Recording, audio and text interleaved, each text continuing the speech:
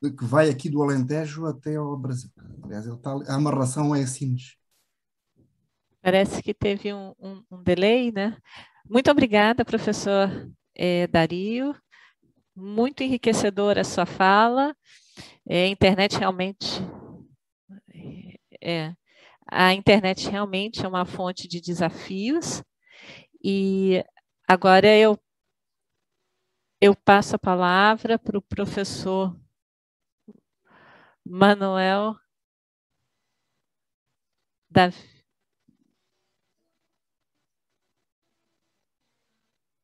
Então, boa tarde. É que me estão ouvindo? Eu passo agora Sim. a palavra ao professor Manuel Eu dispenso a apresentação, até para Davi não perder Maceno, demasiado tempo. que vai falar sobre regulando as deepfakes na União Europeia, entre a liberdade de criação intelectual e a ilicitude. Ele é professor do Instituto Politécnico de Beja, em Portugal, pesquisador do Instituto Interdisciplinar da Faculdade de Direito da Universidade do Porto. Bem, não vou elaborar um pouco.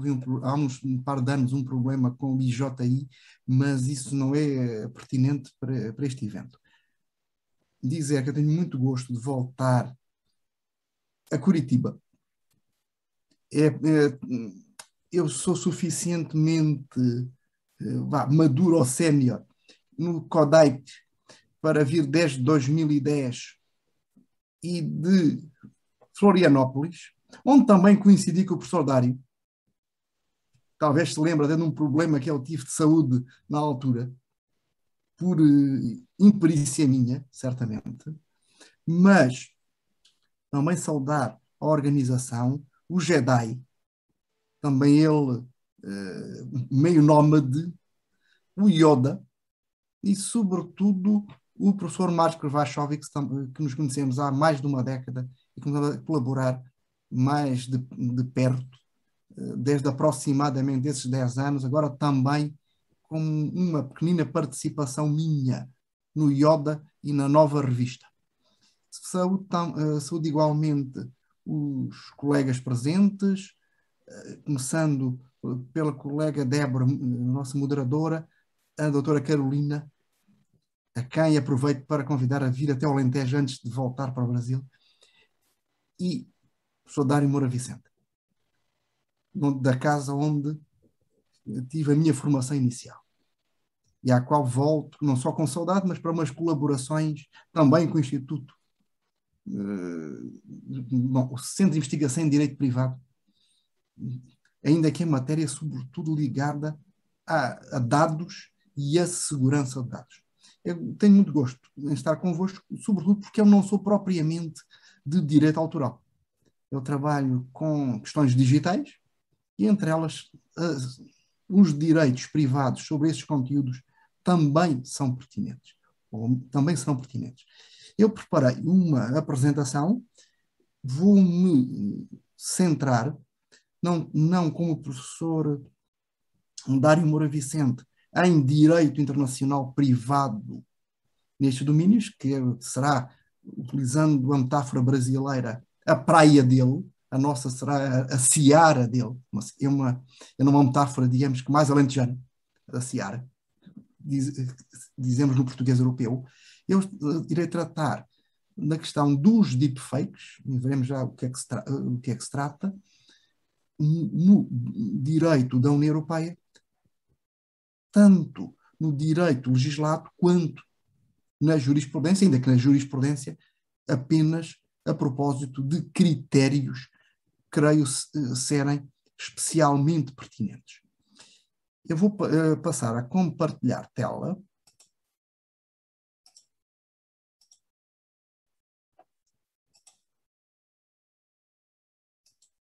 Bem, sabe o seguinte, é esta a segunda vez que abordo a questão da regulação dos deepfakes. A primeira foi de choque, quer dizer, para um projeto na Universidade do Minho, Escola de Direito, a propósito de inteligência artificial, robótica e direito. Eu trabalhei deepfakes, por coincidência, 9 dias depois da apresentação da proposta de regulamento por parte da Comissão Europeia. Como creio que muitos saberão, mas já dos colegas no Brasil talvez menos, na União Europeia, a iniciativa legislativa cabe sempre ao Executivo, à Comissão. No máximo, o Parlamento ou o Conselho podem suscitar essas iniciativas e a Comissão tem, pelo menos, de fundamentar porque não entende oportuno a iniciativa. Ora, esta proposta de regulamento que irá estabelecer regras harmonizadas em matéria de inteligência artificial, dito Regulamento de Inteligência Artificial ou Artificial Intelligence Law, que será o apelido, para usar o português do Brasil, um apelido oficial,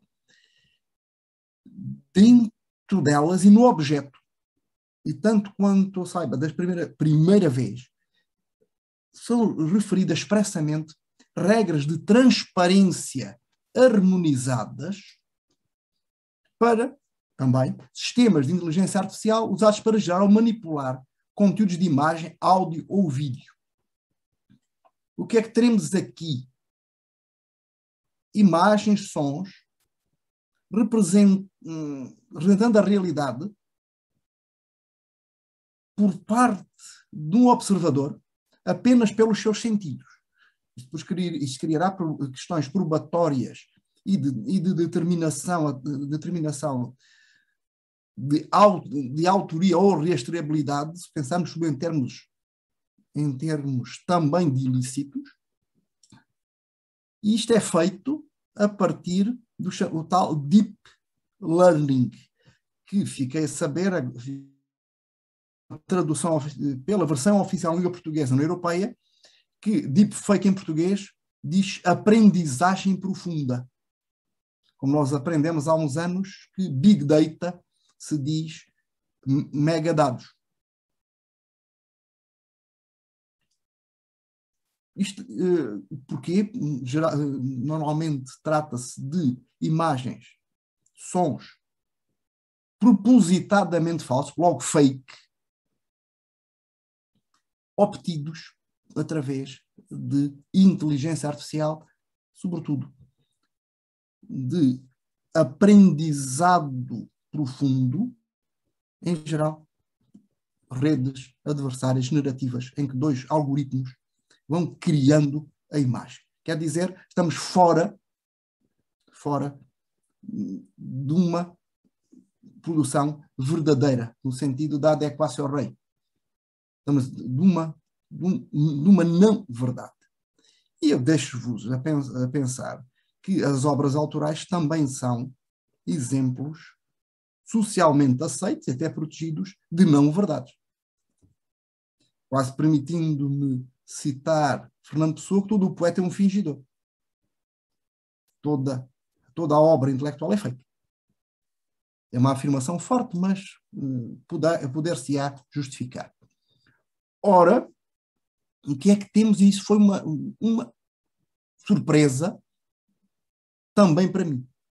É que as deepfakes não estão nem entre as práticas de inteligência artificial proibidas, nem entre os sistemas de inteligência artificial de risco elevado, pelo menos, espera aí, isto deu aqui um pequeno erro.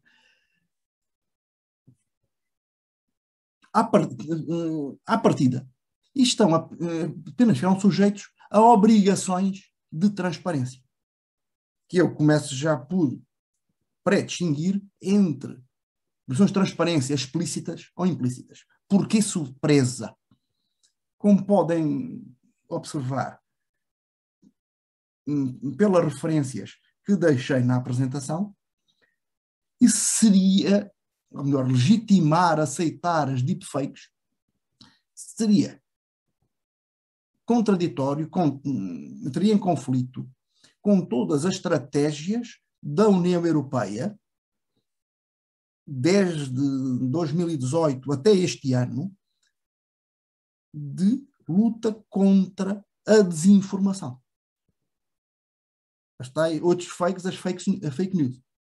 Quer dizer, a deepfake sendo um instrumento muito frequentemente utilizado para a desinformação. No entanto, depois de uma curtíssima estupefação inicial e começando a trabalhar na exposição de motivos e também nos considerandos das propostas, colegas não do Brasil talvez não tenham presente a relevância dos considerandos, quer nas diretivas, quer nos regulamentos da União Europeia. Eu digo aos meus alunos que os atos europeus trazem livros de instruções e, sobretudo, é bom ter presente que o Tribunal de Justiça da União Europeia muito frequentemente recorre aos considerandos nas respectivas fundamentações, complementando ou esclarecendo enunciados normativos propriamente ditos. Nós vemos o seguinte, que a Comissão nem poderia ter feito de outro modo, ou seja, impedindo à partida a produção de conteúdos falsos, literalmente falsos. Porquê?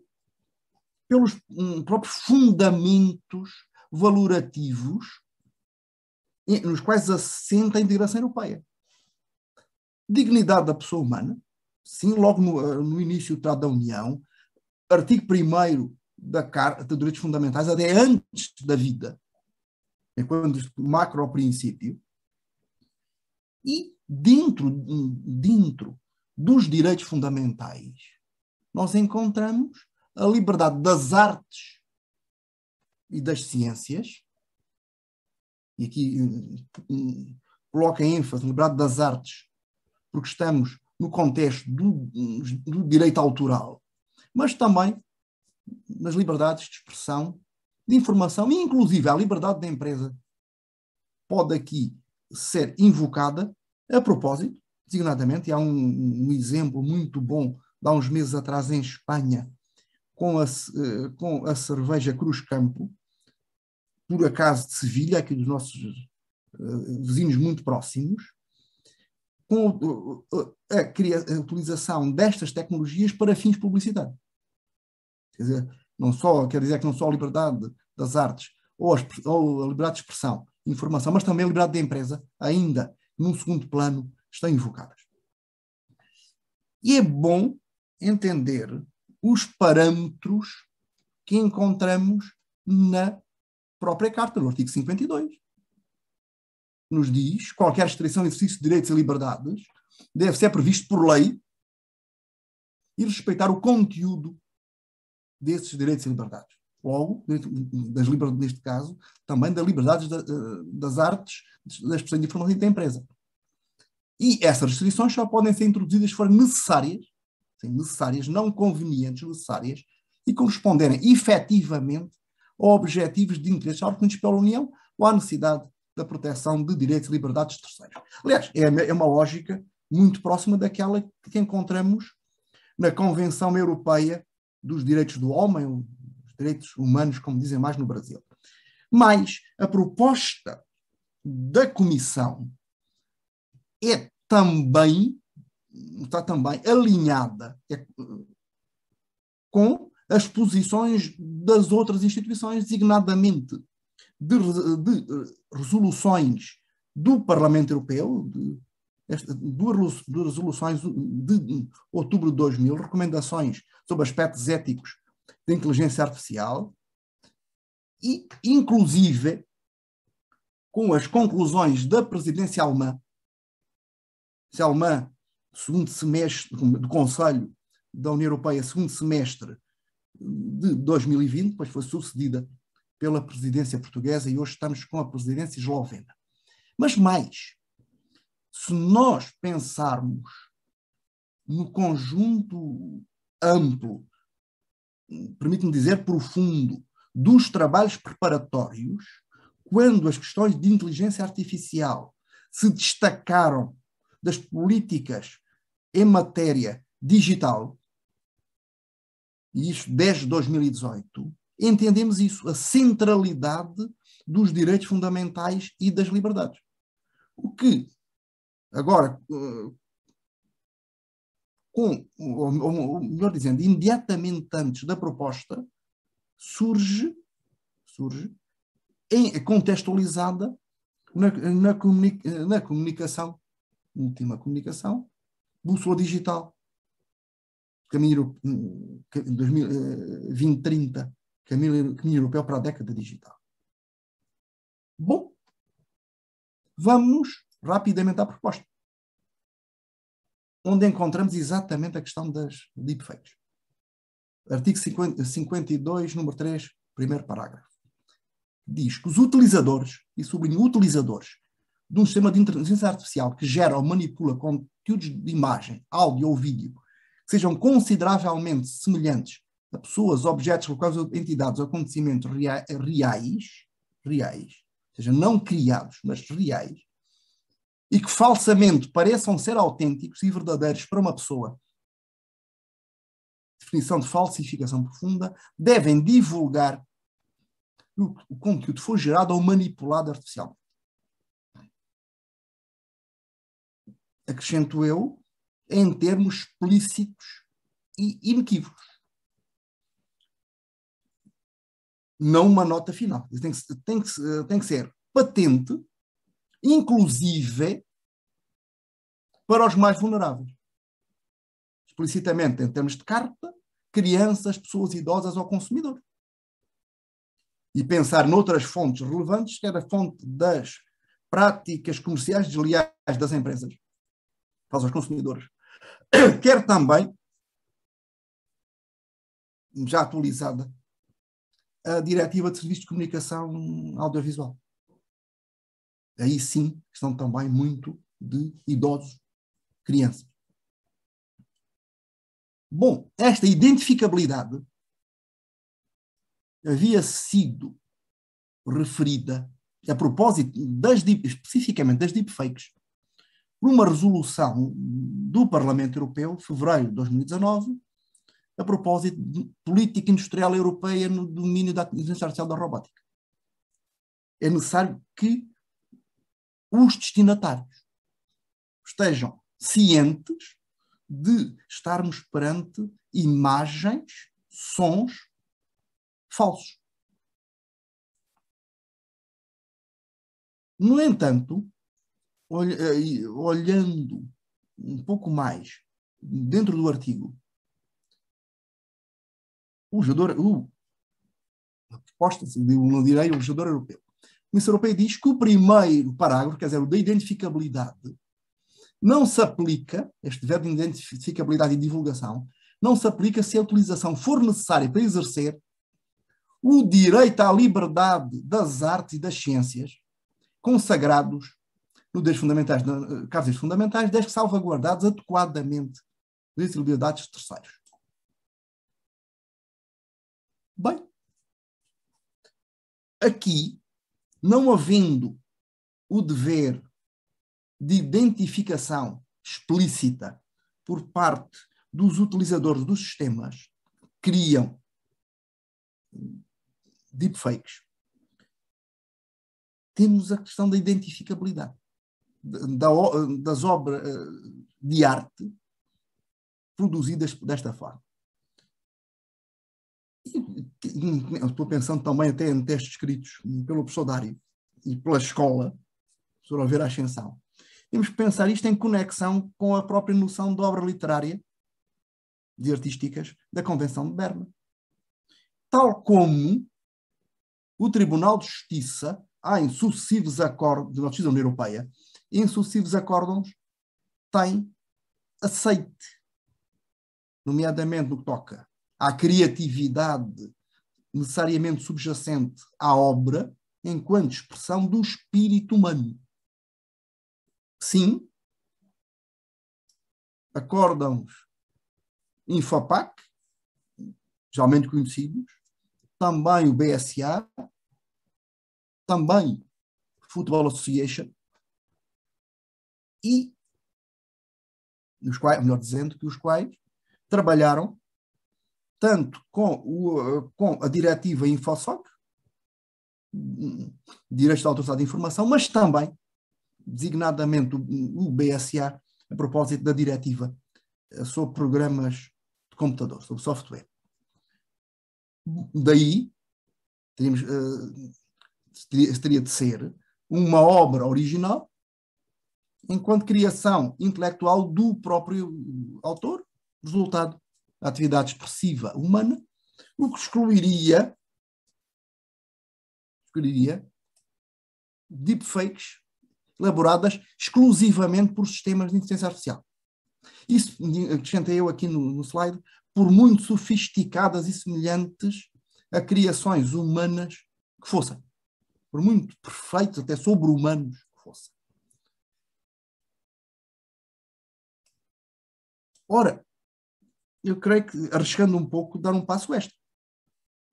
É que para afastar aquele dever de identificação explícita da criação enquanto deepfakes, a criatividade, a componente humana, deve resultar da própria obra. Não pode ser de uma banalidade total. As pessoas gostam muito da questão da banalidade. Eu penso em termos de mimetismo servil da realidade.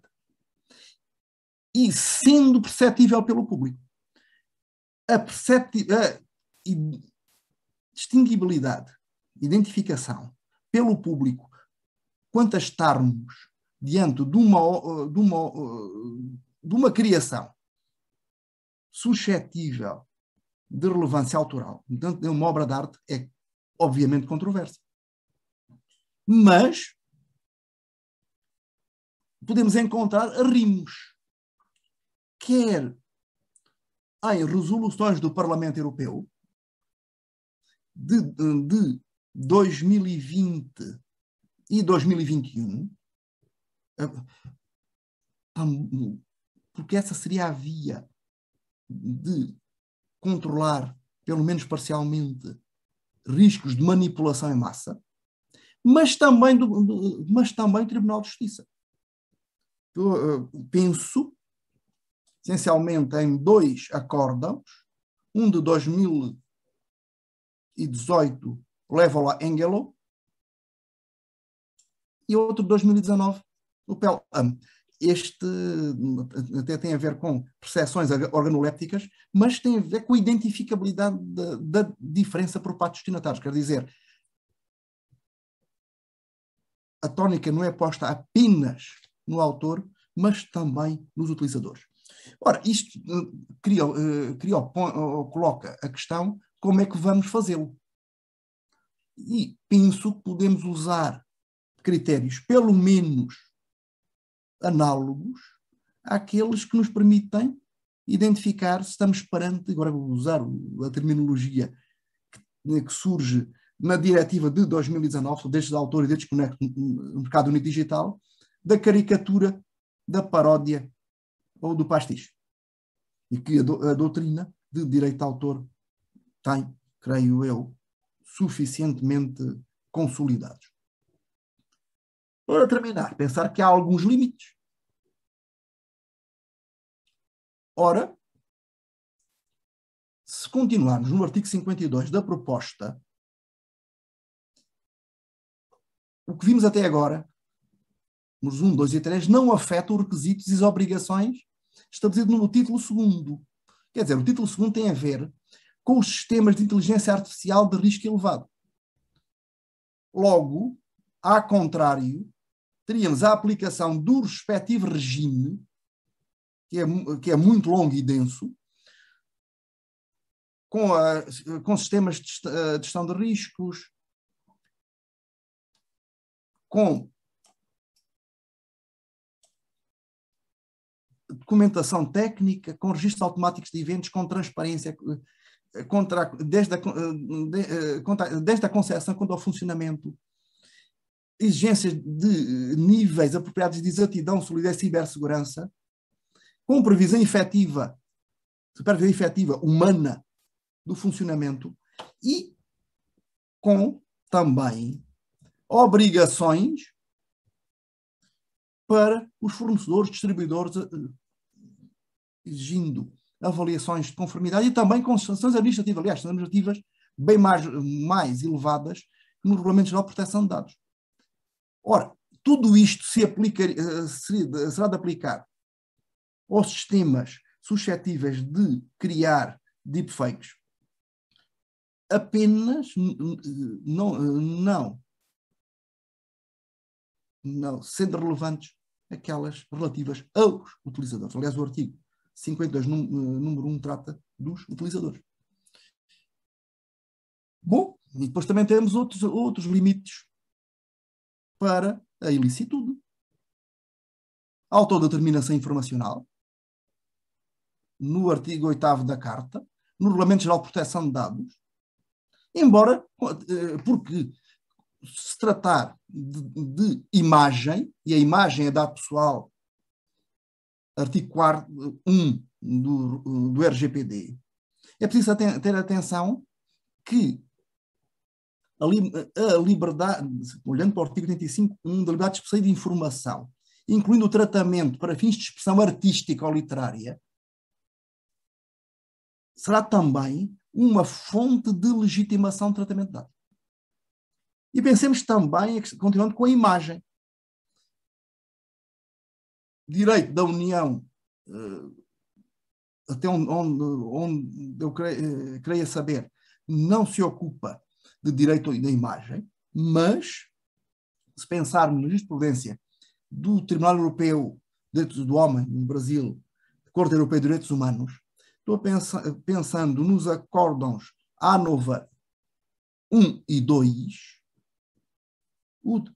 a Corte de Estrasburgo tem, considerando o controle da própria imagem não só em termos gráficos, como elemento essencial de algo que o vosso, no Brasil, Supremo Tribunal Federal entendeu como um direito fundamental implícito, o direito ao desenvolvimento da personalidade.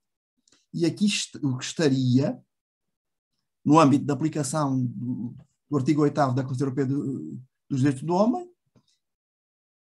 mas não é absoluto. Quer dizer, não afasta a ilicitude da paródia ou da sátira. Logo, criações intelectuais legitimam estes tratamentos. Mas temos limites absolutos, designadamente no que se refere à pornografia de menores. Depois de algumas nuances na decisão quadro ou na convenção de Lanzarote, a decisão quadro da União Europeia e a convenção, eu vou fechar já, é o último, dizer que a criação intelectual não é relevante para a pornografia infantil, e ainda temos o crime de falsificação informática. Professor Manuel. Claro, já parei. Eu sei Manuel, que sou prolixo. Com certeza, estão me ouvindo? Sim. Professor Manuel, eu peço que o senhor só tem mais 3 minutos para encerrar a palestra. Estou encerrado, já encerrei dizer que a questão no limite, a falsificação. Desculpa. Nada, a falsificação e a repressão da falsificação, inclusive em termos penais, desde que, pelo menos, o dolo genérico esteja presente,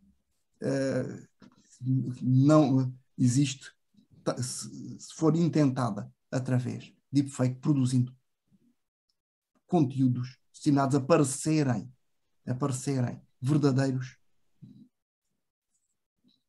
colocando em causa o bem jurídico ou penalmente aí protegido. Então, termino e agradecendo e, sobretudo, reforçando o meu pedido de tolerância